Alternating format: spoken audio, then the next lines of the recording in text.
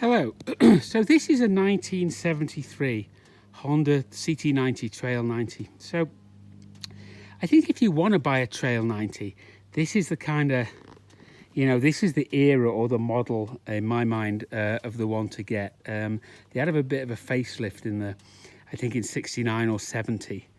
But some of the earlier ones had the cantilever fork, and this just has a conventional telescopic fork.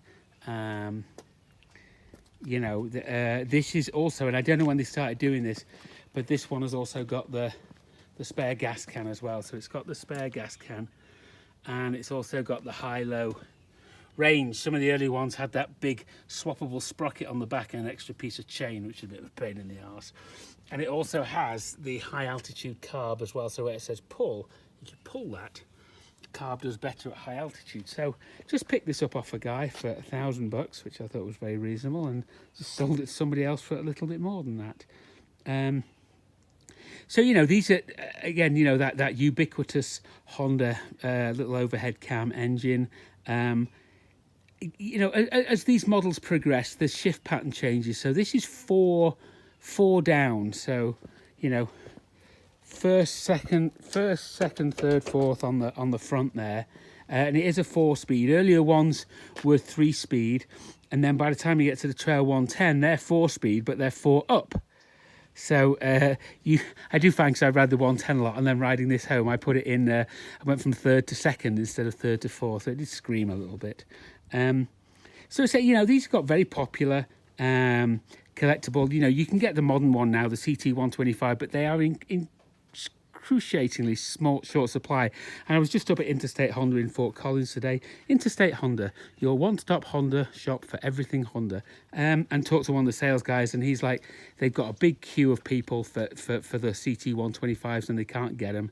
A couple of guys at work bought the Honda Navi, which is a kind of slightly inferior bike, I guess you might say, but they're available and a little bit cheaper.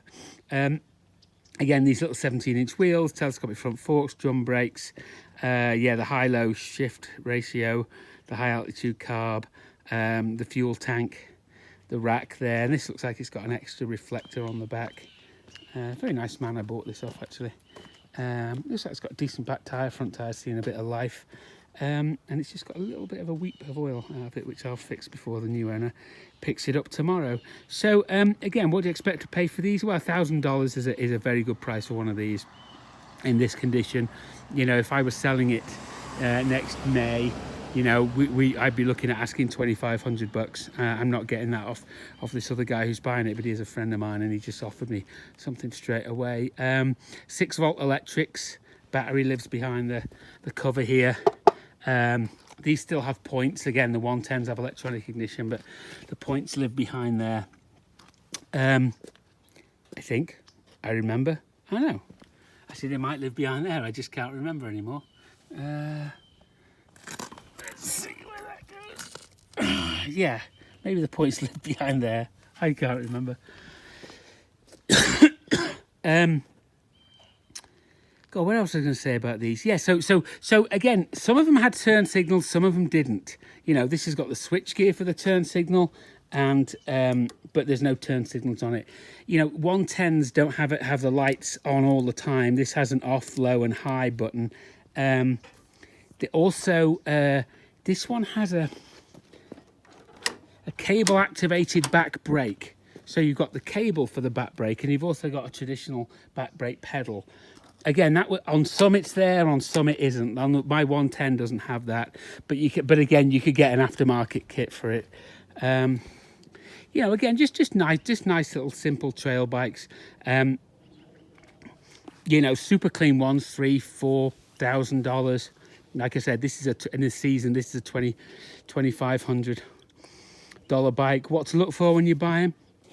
Just make sure it starts and idles nice. But there's, on the other hand, it's not uncommon for these to need carb work, and you can buy those $30 Chinese carbs, which work fine. A lot of people will insist on getting the OEM Honda one, but in my mind, it's a bit of a waste of money, because I got a Chinese one on my 110, and a couple of the other